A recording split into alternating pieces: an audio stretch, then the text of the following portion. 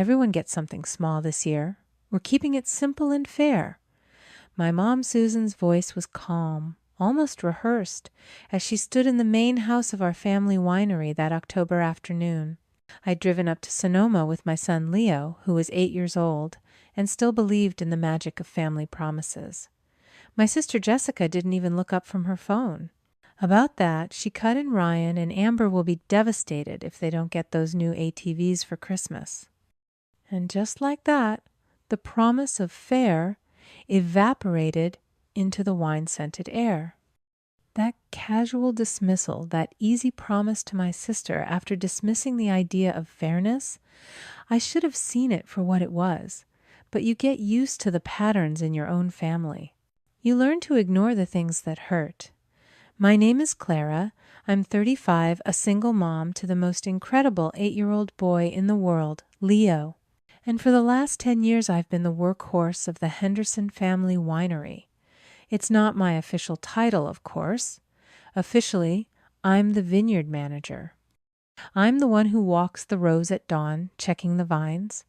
I'm the one who manages the harvest, who negotiates with distributors, who knows the soil and the weather like the back of my hand. My sister Jessica is the face of the brand. She's the one who hosts the wine tastings for tourists, her laugh echoing across the patio. She's the one who curates the winery's perfect Instagram feed, posting sun-drenched photos of herself among the vines. She attends the fancy events in San Francisco, charming investors and critics. My parents, Michael and Susan, see her as the visionary, the one building the Henderson legacy. They see me as reliable, the steady hands that keep the machine running in the background. And for a long time, I accepted that role. This winery, this land, it's been in our family for 3 generations. It's more than a business. It's our identity. So 5 years ago, when my father made a series of bad investments, a new bottling line, we didn't need an expansion. We couldn't afford, and the winery started to bleed money. I stepped in. I had my own small plot of land, a 10-acre vineyard my grandmother had left me. It wasn't part of the main Henderson estate. It was mine alone. It produced some of the best Pinot Noir grapes in the valley, and for years I'd been selling those grapes to other boutique wineries, building a small but steady nest egg for Leo's future. But then my father came to me his pride, barely letting him admit the truth. "Clara, the family needs you," he'd said, his eyes avoiding mine. "Just for a little while, just until we get back on our feet." So I did what I always do. I took on the burden. I started diverting the profits from my personal vineyard, my money, my safety net, to cover the monthly payments on their business loan. $2,000 every month for 4 years. I told myself it was my duty. My parents had given me and Leo a small house on the property to live in. This was how I paid them back. I told myself it was temporary, that they appreciated the sacrifice. I had to believe that. Otherwise, the weight of it would have been too much to carry. While I was funneling my savings into their failing business, Jessica was getting a new company car because she needed to represent the brand. She was getting a wardrobe allowance for her branding events. Her life was being subsidized by the very winery I was secretly keeping afloat. I don't think she knew the details. I don't think she ever asked. It was easier for everyone to just let Clara handle it. And sitting there that October afternoon listening to her demand those expensive ATVs for her kids, something felt different. It wasn't just a spoiled sister asking for more. It was a symptom of a much deeper disease. They took from me because they knew I would give. Because I was the responsible one, the reliable one, the workhorse. For years I believed that was my purpose, to be the silent foundation they all stood on. I just never realized how heavy they had become. Christmas morning arrived crisp and bright over the Sonoma Valley. We gathered in my parents' living room, the air thick with the scent of pine from the oversized tree and the aroma of my mother's baking. Leo sat quietly on the floor, his eyes wide with the magic of it all, while my sister's kids, Ryan and Amber, tore through their stocking stuffers like a pair of tiny tornadoes. My mom, Susan, played Santa, handing out gifts with a practiced flourish. "These are from your father and me," she announced, handing 2 enormous, identically wrapped boxes to Ryan and Amber. They ripped off the paper with squeals of excitement, revealing the logos for brand new mini ATVs. "Oh my God, Grandma, you actually got them!" Amber shrieked, jumping up and down. Ryan was already trying to climb into the box. "Can we ride them now, Dad?" My father Michael chuckled from his armchair. "After breakfast, son. Let's let everyone else open their gifts." Kelsey beamed, pulling out her phone to capture the moment. "Mom, Dad, this is too much," she said, though her tone was pure satisfaction. Then my mother turned, picking up a small flat box from under the tree. "And this is for you, Leo." Leo took it carefully, his small hands tracing the edges of the wrapping paper I recognized from the drugstore. He opened it not with the frantic energy of his cousins, but with a quiet reverence.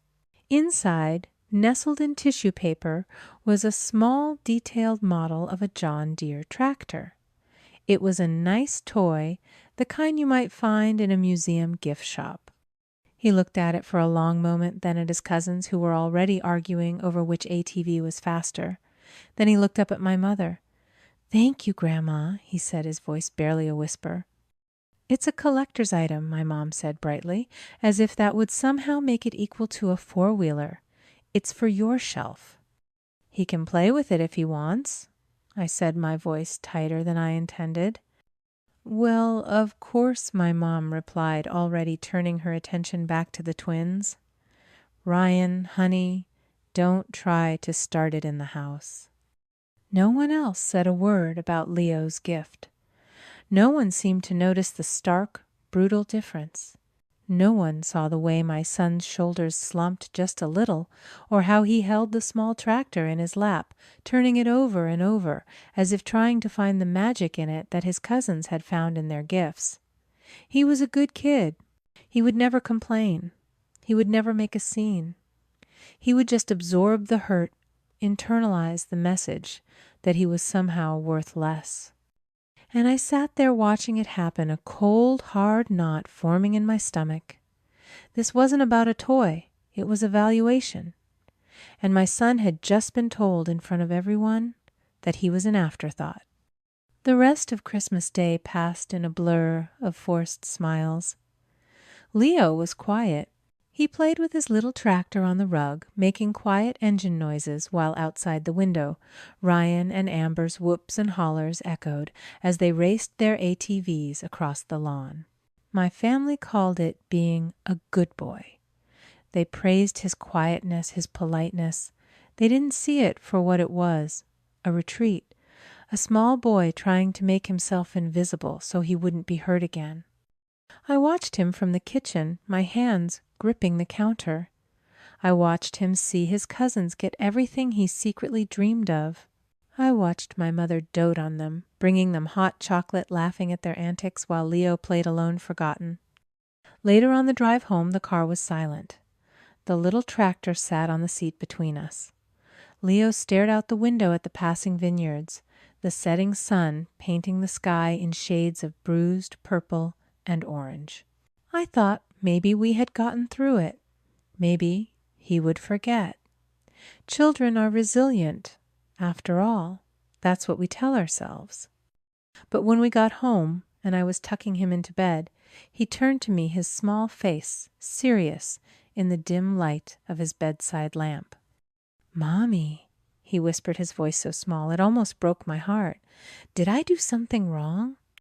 The question landed like a stone in the pit of my stomach, cold, heavy, final. I pulled him close, my own throat tight. "No, baby," I whispered into his hair. "You didn't do anything wrong. Not a single thing." But as I held him, I knew my words weren't enough. The damage was done. And sitting there in the quiet of his room, I finally understood the dynamic I had been a willing participant in for years. And that's the insidious trap of it all, isn't it? The normalization of cruelty. It doesn't happen overnight. It's a slow erosion. A family assigns you a role, in my case, the capable, quiet workhorse, and you play it. You play it so well that your sacrifices stop being seen as sacrifices. They become expectations. The cruelty becomes routine. It's not that my parents were evil. It's that they had so thoroughly accepted the imbalance that they no longer saw it. Jessica was the show pony deserving of rewards. I was the engine expected only to run. The injustice becomes so normal, so baked into the foundation of every family gathering, that to even point it out makes you the problem. And why did I accept it for so long? I looked down at my sleeping son, and the answer was right there. I had been living in a prison without bars, held captive by the invisible chains of a survivor. When you grow up in a system where love and stability feel conditional, you learn not to rock the boat. You learn that your compliance is the price of peace. For years, I told myself I was being the bigger person, the strong one. But the truth is, I was just surviving. I was keeping the peace not for me, but for him. I was willing to swallow my own hurt to be the afterthought, as long as it meant Leo had a stable family environment. But looking at his face tonight, hearing that question fall from his lips, I realized the horrifying truth. The peace I was buying wasn't real. It was a toxic illusion. And the price wasn't mine to pay anymore. My sacrifice wasn't buying their stability. It was costing my son his sense of worth. And that was a debt I was no longer willing to pay. The week after Christmas was quiet, too quiet.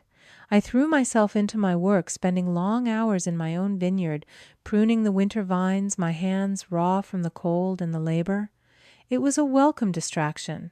Out here with the neat rows stretching towards the hills and the crisp January air on my face, I could almost forget the ugliness of that Christmas morning. I could almost forget the look on Leo's face. Almost. My phone rang on a Tuesday afternoon. It was my father. I knew why he was calling. The first of the month was just a few days away. I let it ring 4 times my heart, a cold, steady drum against my ribs. Then I answered. "Clara," he said, his voice gruff. "No. Hello. No. How are you?" Just my name a summons. "Hi, Dad. Just wanted to touch base about the loan payment for the first," he said. "I was thinking we might need a little extra this quarter. The bottling machine is acting up again. Maybe another 5,000 on top of the usual 2. I closed my eyes. He had no idea. No clue what had been broken. He was calling for more money 3 days after his grandson had been casually devastated in his living room. He didn't ask about Leo. He didn't ask how our Christmas had been after we left. He just wanted to make sure the cash cow was still producing. I took a slow breath, the cold air burning my lungs. The image of Leo holding that small tractor, his eyes filled with a question no child should ever have to ask, flashed in my mind. "No," I said. The word was quiet, but it hung in the air between us, heavy and absolute. There was a long pause on the other end of the line. I could hear the faint sound of the television in his house. "What was?" that he asked, a note of irritation in his voice. "I think the connection's bad." "The connection is fine, Dad," I said, my voice clearer, now stronger. I said no. I won't be making the payment this month, and I won't be sending an extra $5,000. I won't be sending anything. Another silence, this one, thick with disbelief. Then a short, humorless laugh. "Clara, this isn't the time for games. The payment is due on Friday." "Then you and Mom and Jessica will have to figure it out," I said. "The profits from my vineyard will no longer be used to pay the winery's business loans." What the hell are you talking about? His voice was rising now. We have an agreement. No, I corrected him. You had an expectation. You expected me to keep sacrificing my son's future to bail out your bad decisions. That expectation is now officially over. My bad decisions. I've kept this winery afloat for 30 years. This is our family's legacy. Is it? I asked. Or is it the legacy I've been paying for the last 4 years? $96,000, Dad? That's how much of my money has gone into that legacy. Money that should have been going into a college fund for Leo. He was sputtering now, a mixture of rage and confusion. You're being ungrateful. We gave you a place to live. We've always supported you. You've supported Jessica. I shot back the words I'd swallowed for years finally coming out. You've enabled her. You've celebrated her. Me, you've taken from me. Because I was the responsible one. Because I would let you. That's not fair. Was it fair? On Christmas morning, I cut him off my voice, shaking with a cold fury. Was it fair when you gave Ryan and Amber $1,200 worth of ATVs after promising everyone was getting something small and then handed my son a $20 toy tractor? Was it fair when he looked at me and asked if he had done something wrong? He had no answer. He had probably barely even noticed. This conversation is over, I said. The arrangement is over. Find another way to pay your bills. Clara, don't you dare hang up on me, he roared. You owe this family, after everything we've... I ended the call. My hand was trembling as I set the phone down on the dusty hood of my truck. I stood there for a long moment, just breathing the silence of my vineyard, a stark contrast to the storm that had just broken. I had done it. After years of quiet compliance, of swallowing my hurt, of making myself smaller, I had finally said no. It was terrifying, but as I stood there, a different feeling began to bloom in my chest. It wasn't triumph. It was something quieter, something stronger. It was liberation. I picked up my phone again, my fingers moving quickly. I didn't call my father back. I didn't text Jessica. I called my bank. Hi, I said when the customer service agent answered. I need to cancel an automatic payment. The silence after I hung up on my father was louder than his shouting had been. It was the sound of a bridge burning. A bridge I had spent my entire life maintaining, patching the cracks, reinforcing the supports, while everyone else just walked across it without a second thought. For a few minutes, nothing happened. I stood there, phone in hand, waiting. Part of me, the part that had been conditioned for 35 years to keep the peace, expected to feel a wave of regret. I waited for the guilt to wash over me, the familiar sick feeling that I had done something wrong, that I had been too harsh, too demanding. But it didn't come. It didn't take long. My phone buzzed a furious, insistent vibration against the wooden countertop. Jessica. I let it ring. Then the voicemail notification popped up. A second later, it buzzed again. A text message. Then another. And another.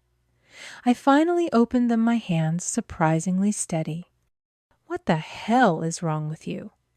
Dad just called me. Are you insane? You can't just cut him off. You're trying to destroy this family after everything they've done for you. Pick up your phone. Now.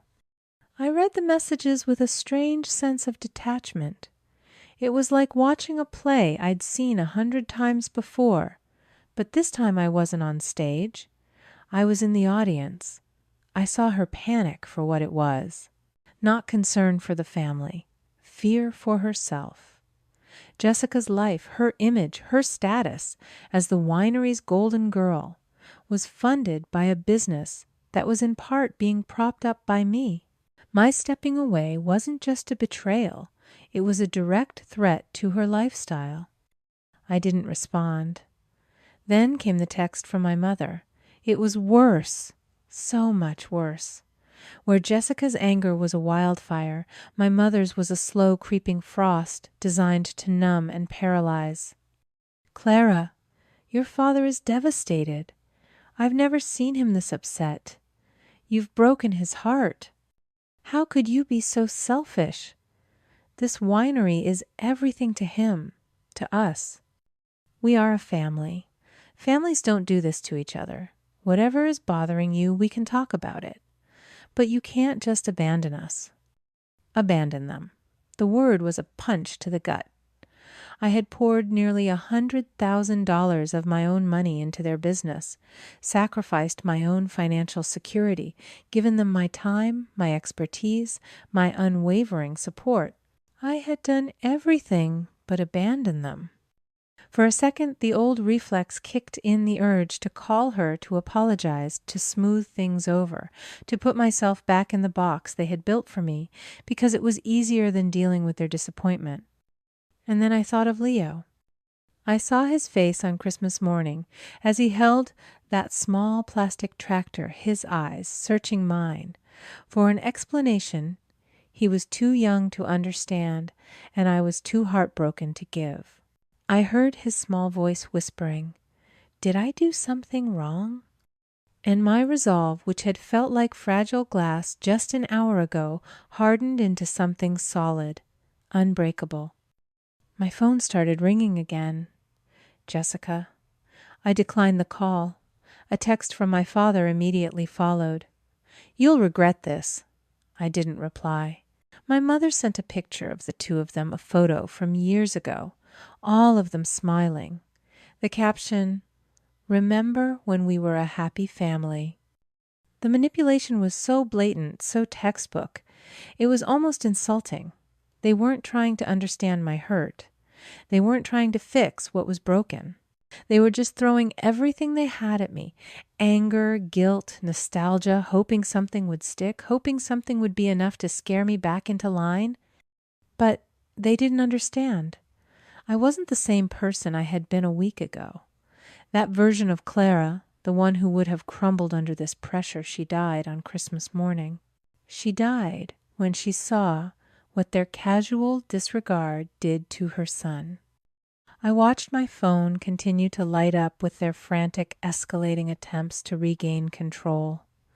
I saw their confusion turning to rage, their confidence turning to panic. Their world, built on the silent foundation of my sacrifice, was starting to shake, and they had no idea how to stop it. Their panic wasn't my responsibility anymore.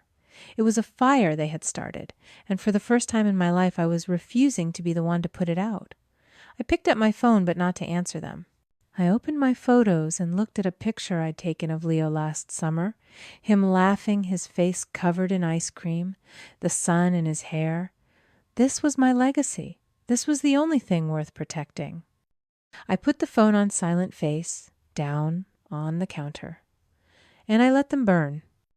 The 2 days that followed my father's threat were an exercise in controlled anxiety. The barrage of calls and texts stopped as abruptly as it had begun, replaced by a silence so complete it felt like a coiled spring. They were planning something. I knew it. My father didn't make idle threats, and I had just challenged his authority in the most fundamental way possible. I went about my days. I took Leo to the park. I managed the pruning schedule with my crew. I cooked dinner. I pretended everything was normal for his sake. But every time a car slowed on the road outside our little house, my stomach tightened. Then on Friday evening, my mother called. Her voice was different. The anger was gone, replaced by a brittle, formal tone that was far more unnerving.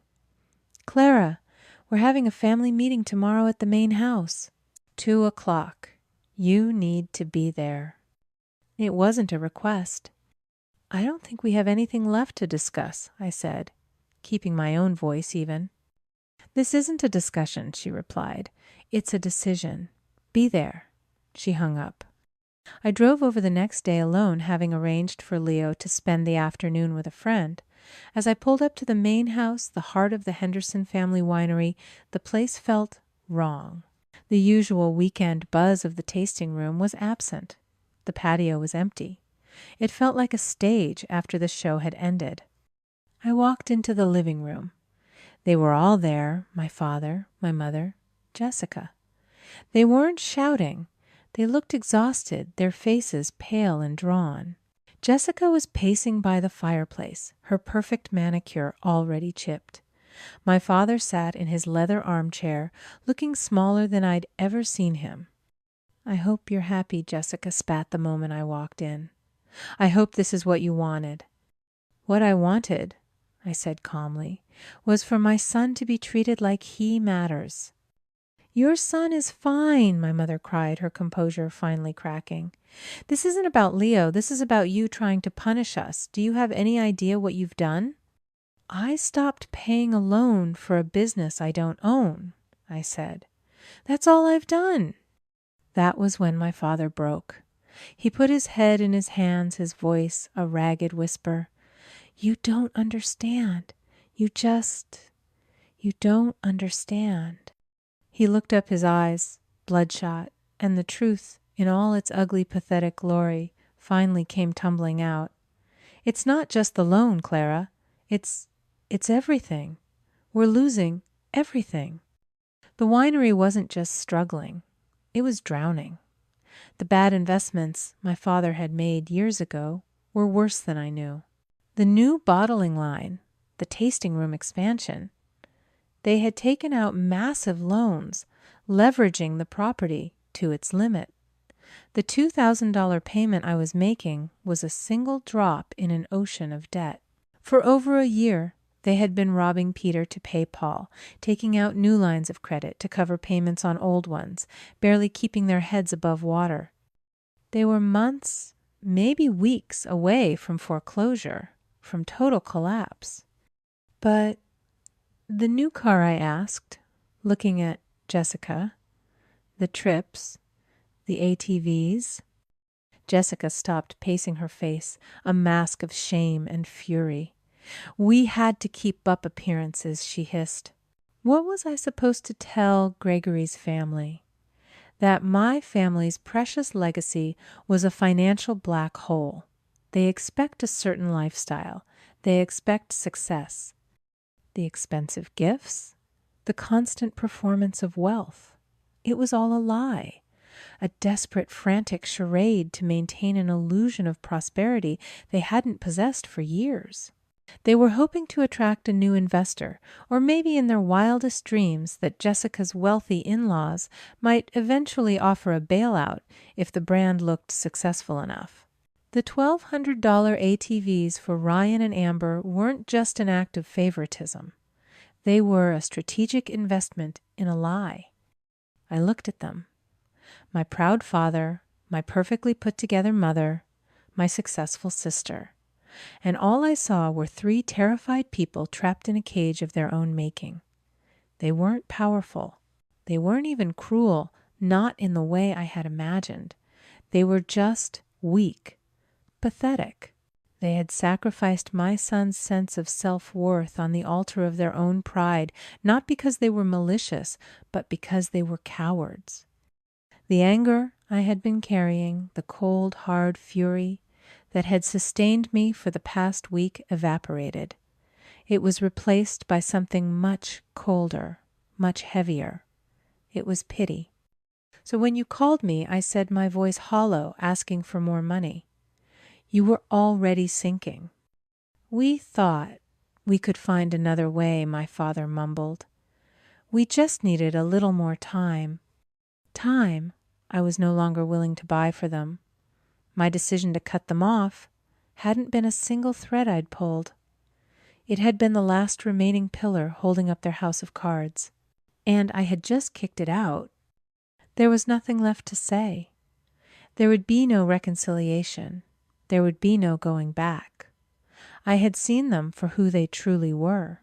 And I knew with a certainty that chilled me to the bone that I wanted nothing to do with their ruin. I turned and walked out of the house, leaving them in the wreckage of their own creation. After the hollowed-out feeling of that final meeting, I expected another storm of calls and texts, but there was nothing. just a profound, unsettling silence. It was the silence of a chessboard after a devastating move where one player has lost their queen and is staring at the inevitable. They were trapped. Their lies had been exposed, their financial lifeline was gone, and they were staring into the abyss of their own making. For a few days, I almost felt sorry for them. Almost. Then I would remember Leo's face, and the pity would evaporate, leaving only a cold, hard resolve. I didn't hear from them for nearly 2 weeks. I threw myself into my work, taking on extra shifts, managing the vineyard, finding solace in the physical labor, in the simple, honest work of the land. I found out about the podcast the way you find out about most things these days. A friend from the local wine co-op sent me a link. "Isn't this your family's winery?" she texted. "They're going to be on Vineyard Legacies next week." Big deal. Vineyard Legacies was one of the most respected podcasts in the industry. The host, a man named Arthur Vance, was known for his thoughtful interviews, but he was also known for his sharp, incisive questions. He didn't do fluff pieces. He told real stories. I clicked the link.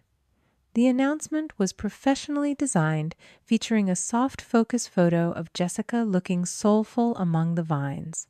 The headline read, "The Henderson Legacy, a family's fight for survival in a changing Sonoma." The description was a masterclass in narrative manipulation. It spoke of generational struggle of honoring tradition while facing modern challenges of a family united against the odds. It was a beautiful story, and it was a complete lie. I knew immediately what they were doing. This was their last desperate gamble. A Hail Mary passed to the public. If they could spin a compelling enough tale of noble struggle, they might attract a sympathetic investor. They might be able to salvage their reputation to paint themselves as victims of a harsh market, rather than architects of their own ruin.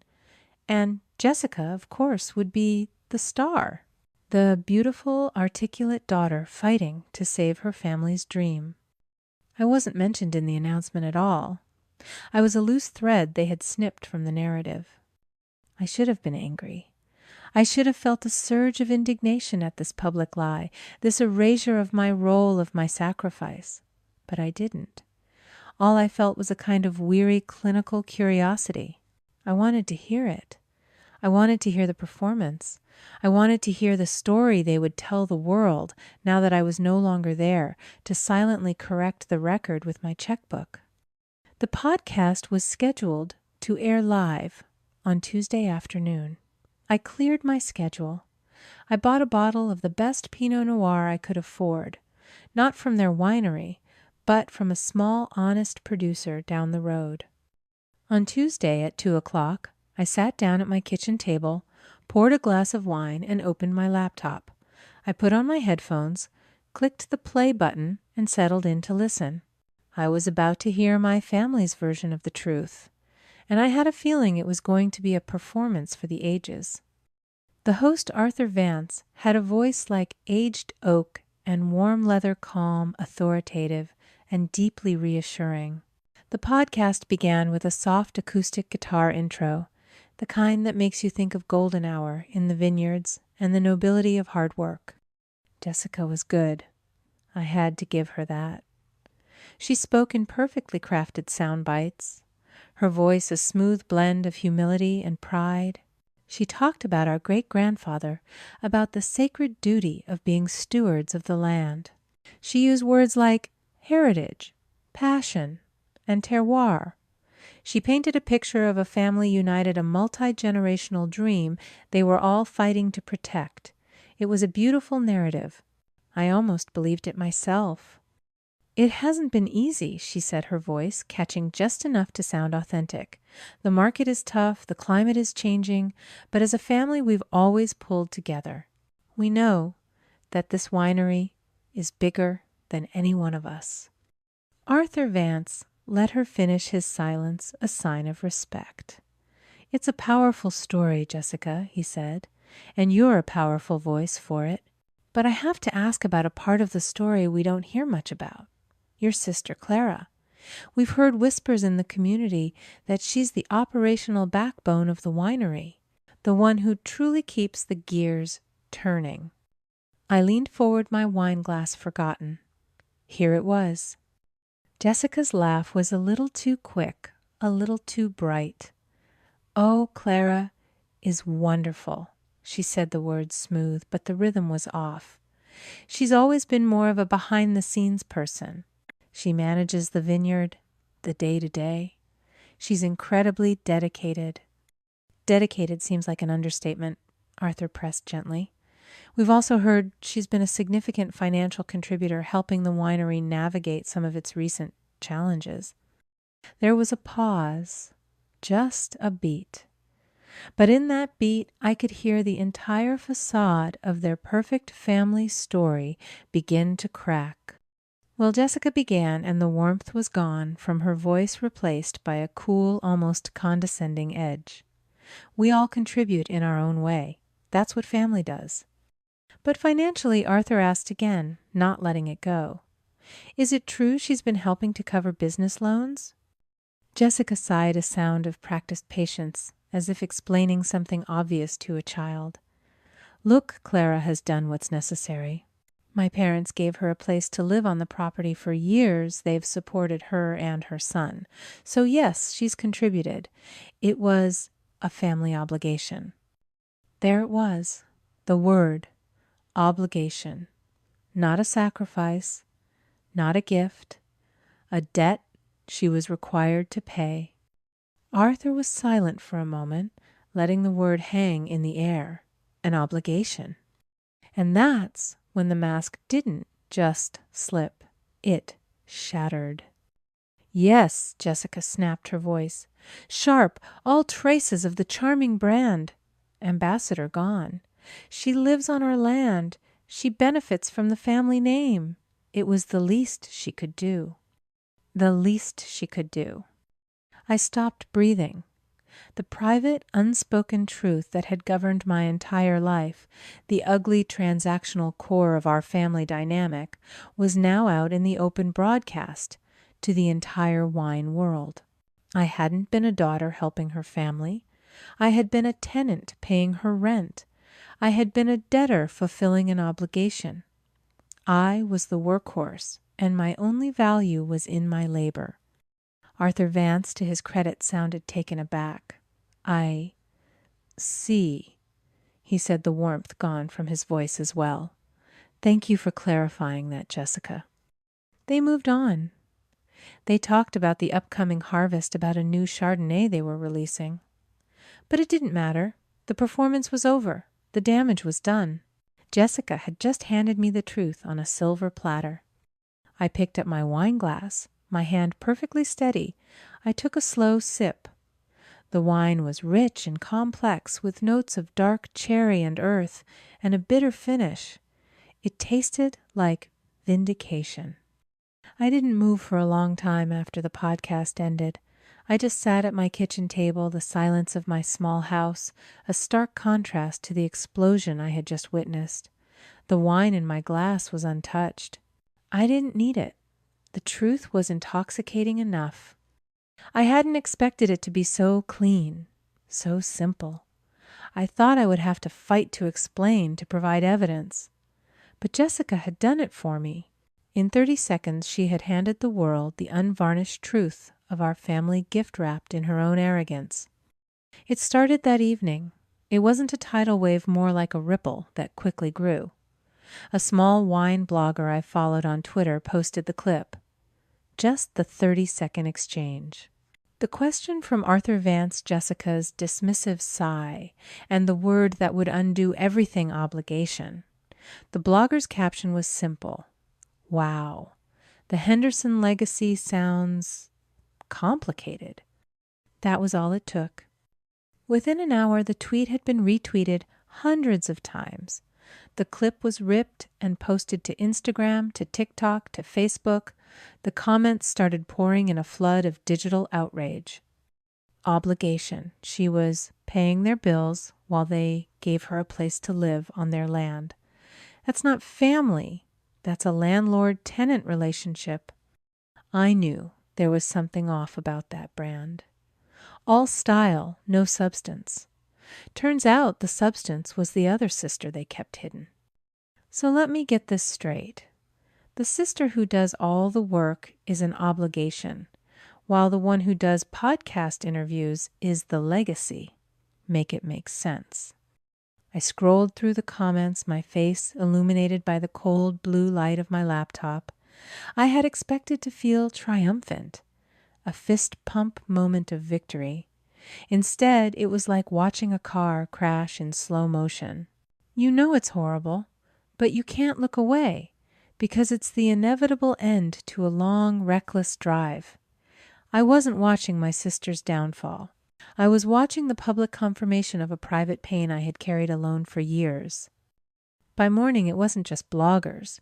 Industry publications had picked it up. Wine Spectator ran a small online piece with the headline, "Henderson Winery Faces Backlash After Co-Owner's Controversial Podcast Comments." It was professional detached, but the damage was done. The story was no longer just social media gossip.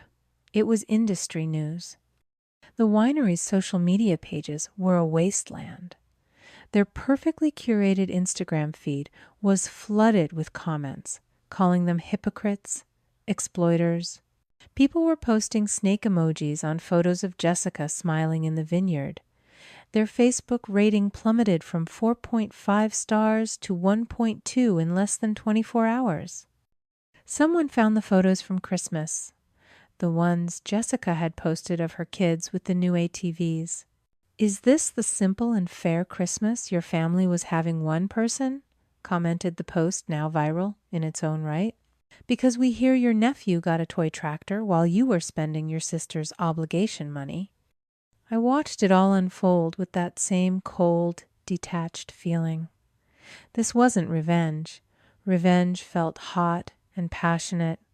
This was an audit.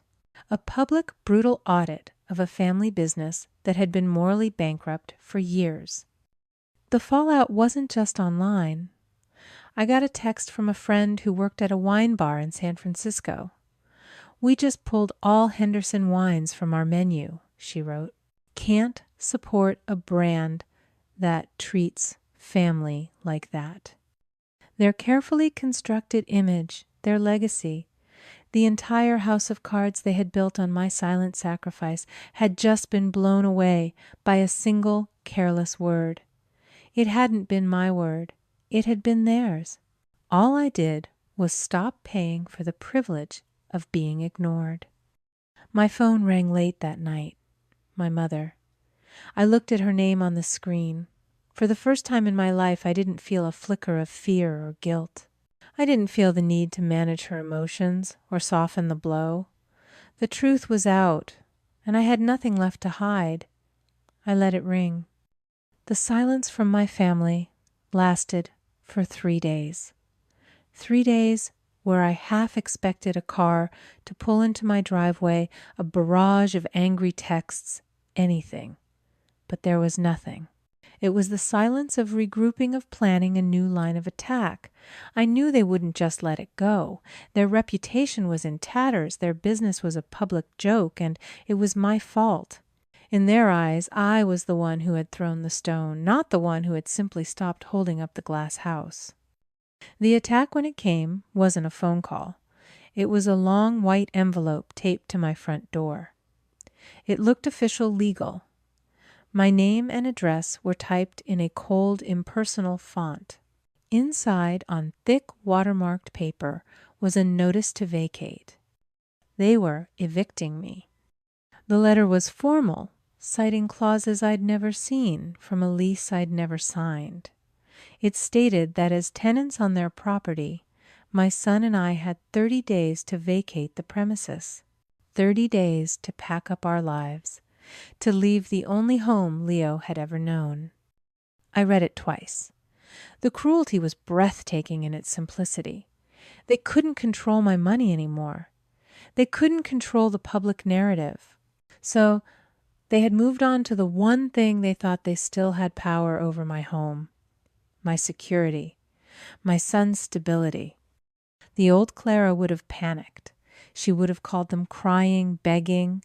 She would have offered to start paying the loan again in exchange for a roof over her son's head.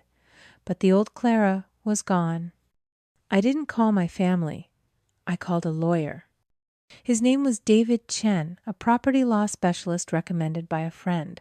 I sat in his office the next morning, the eviction notice on the polished table between us. I laid everything out for him. The 4 years of loan payments. The $96,000. I showed him the bank statements I had meticulously saved, the email confirmations, the text messages from my father confirming he'd received the money. David listened, his face a calm, unreadable mask. When I finished, he picked up the eviction notice. "This is an amateur scare tactic," he said, setting it down. "They're betting you don't know your rights." "What are my rights?" I asked, my voice tight. "You've made consistent, substantial payments for years that directly contributed to the maintenance and mortgage of their primary asset, the winery. And you did so with the implicit understanding that you and your son had a right to reside in your home. You're not a tenant in the traditional sense, Clara. You could be argued to be an equitable owner, or at the very least a tenant with an established long-term lease that can't be terminated without just cause." "And a family dispute is not just cause," he added. Relief washed over me, so potent it almost made me dizzy. "So what do? "We don't wait for them to file an eviction," David said, a sharp glint in his eye. "We strike first. We'll file a lawsuit for declaratory relief, asking the court to officially recognize your right to reside in the home based on your long-term financial contributions. We'll also file for a temporary restraining order to prevent them from harassing you or attempting to remove you from the property while the case is pending." It was bold. It was aggressive. It was perfect. The moment my family was served with the lawsuit, the fragile peace shattered. My phone exploded. This time the anger was laced with a new emotion, disbelief. They couldn't understand how I had dared to fight back, how their ultimate weapon, the threat of homelessness, had been turned against them. The court date was set for 3 weeks later. The judge, a no-nonsense woman in her 60s, read through our filing, then looked at my father's attorney. "Let me get this straight," she said, her voice laced with ice. "Your clients accepted nearly $100,000 from the defendant to pay their business debts and are now attempting to evict her and her minor child from their home." My father's lawyer tried to argue about property rights, about separate business entities. But the judge wasn't having it.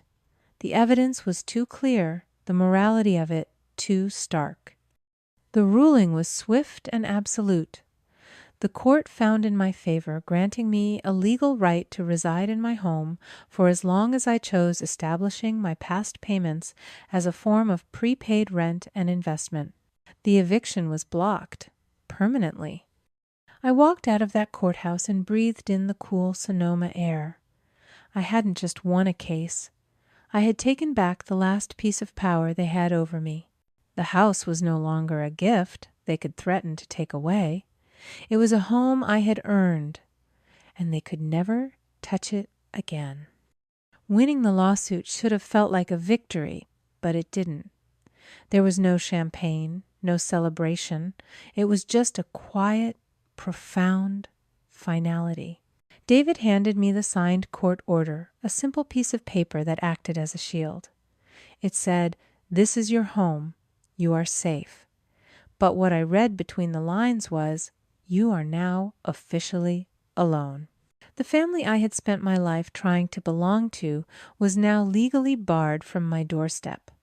The silence that followed wasn't the angry, plotting silence from before. It was the hollow silence of a wake. I heard about the winery's final gasping breaths, not from them, but from the valley. Sonoma is a small community. Word travels on the breeze between the rows of vines. A supplier mentioned that the Hendersons' checks were bouncing. A farmhand I knew from the co-op told me they'd let go of half their staff. The winery, once the bustling heart of their social world, was now a ghost ship adrift and sinking. The podcast had been a mortal wound, and my lawsuit had been the final quiet severing of their last lifeline. Without my money and with their reputation in ashes, there were no new investors, no sympathetic banks. There was only the slow, inevitable creep of foreclosure notices and unpaid bills. About 2 months after the court date, the news finally broke.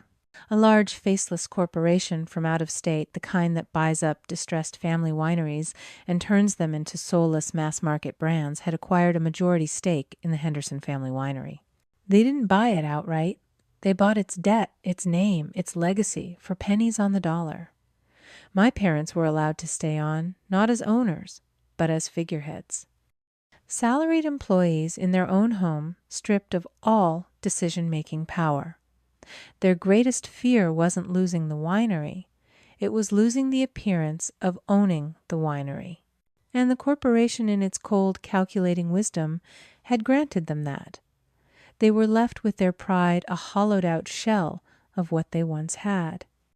The fallout for Jessica was more personal. Her entire identity had been tied to being the heiress, the beautiful face of a successful family brand.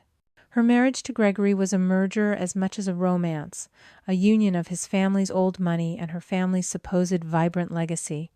But with that legacy revealed as a fraud, her value plummeted. I saw her once in town, coming out of a boutique. She looked diminished. The confident, radiant glow she'd always carried was gone, replaced by a tense, brittle energy. She didn't see me.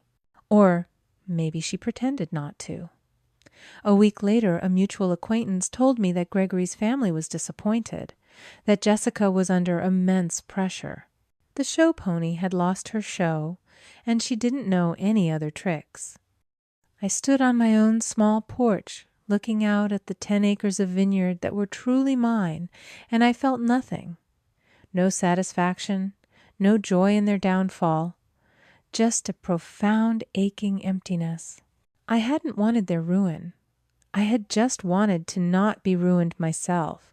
They had built their entire world on a foundation of lies propped up by my silent sacrifice. When I finally walked away, I hadn't set a fire. I had simply removed the last pillar, and the whole rotten structure had come crashing down on its own. The Henderson legacy was dead, and I felt nothing at all. Just the quiet emptiness of a field after a long, hard winter waiting for something new to grow. The corporation that bought my family's debt offered me a deal. They wanted me to stay on to be the authentic heart of the new Henderson brand. They saw the public narrative, they saw the story of the overlooked sister, and they wanted to capitalize on it. They offered me a generous salary, a leadership role, a chance to finally run the winery I had saved for so long.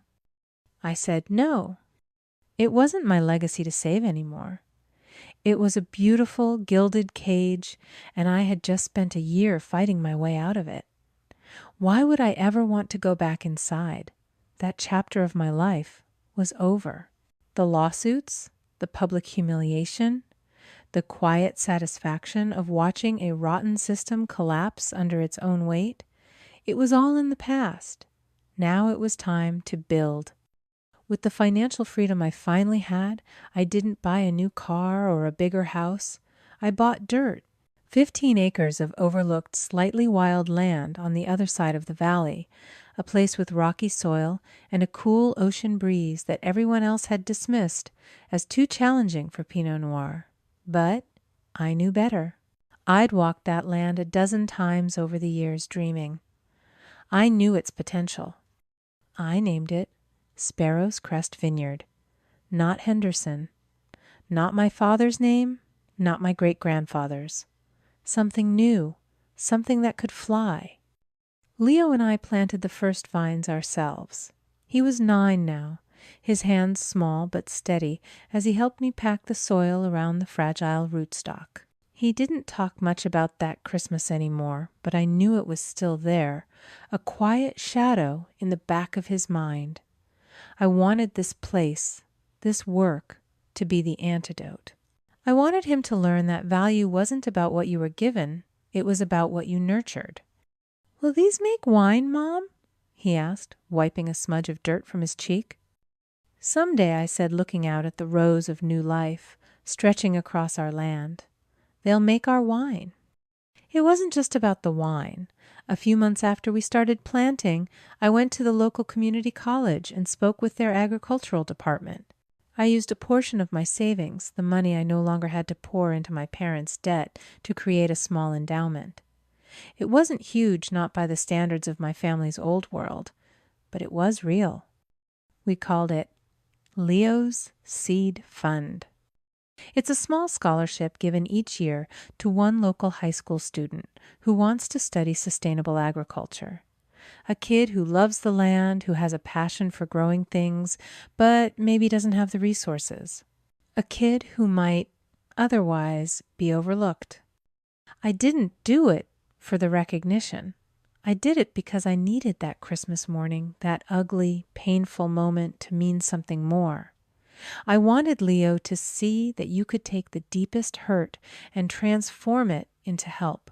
You could take the experience of being told you were worth less, and you could turn it into an investment in someone else's worth. You don't just survive the cruelty of others. You metabolize it. You turn it into fuel to build something better in its place. I didn't want him to forget what happened. I wanted him to understand it. To understand that his pain wasn't a wound to be hidden, but a seed. The seed of his empathy. The seed of his strength. The seed of a legacy that had nothing to do with money or status, and everything to do with the quiet, powerful act of planting something good in the world and watching it grow. It's been almost a year since the storm, a year since the phone calls, the lawsuits, the final quiet implosion of the Henderson family legacy. I walk the rows of Sparrow's Crest, now my boots sinking into the soft earth, and the silence is different. It's not the hollow silence of a wake. It's the rich, hopeful silence of a field that has been fallow and is now, finally, ready to grow. Leo walks beside me, a little taller now, a little surer of himself. He points out a ladybug on a new leaf, his voice full of the simple, uncomplicated joy that I fought so hard to protect. I didn't just win a house or a lawsuit. I won this quiet afternoon, this peace. I see my family sometimes in town from a distance. They sold the main house and what was left of the winery. They live in a smaller place now, their world contracted quieter. I hear they're doing okay. I hope they are. But I don't ask. It's not my story to follow anymore. For so long, I believed that my role was to be the dutiful daughter, to pour myself into a legacy that was never truly mine, hoping one day they would see my sacrifice and finally value me. But that's the thing about a foundation built on imbalance. It will always demand more from the pillar that does the most work until that pillar either crumbles or walks away. There's a difficult but liberating truth. I've learned the family you are born into is a matter of chance, but the family that nurtures your spirit is a matter of choice. Letting go isn't an act of betrayal. It's an act of self-preservation. It's the moment you stop trying to fix a foundation that was never built to support you, and instead you start laying your own. It's the painful, beautiful realization that sometimes you have to release the idea of the family you wished you had to make room for the life you actually deserve. The Henderson legacy was built on appearances, on pride, on the quiet transactional cruelty of conditional love. This place, Sparrow's Crest, is built on something else, on the belief that you can grow something beautiful even in rocky soil. It's built on the idea that our real inheritance isn't land or money, but the lessons we pass on. And to anyone out there listening, to anyone who has ever felt like the workhorse, the afterthought, the one whose sacrifices are taken for granted, your worth is not determined by their recognition. Your value is not a reflection of their inability to see you. You have the right to stop pouring your water into a garden that will never bloom for you. You have every right to plant your own. You don't need anyone's permission to become your own legacy.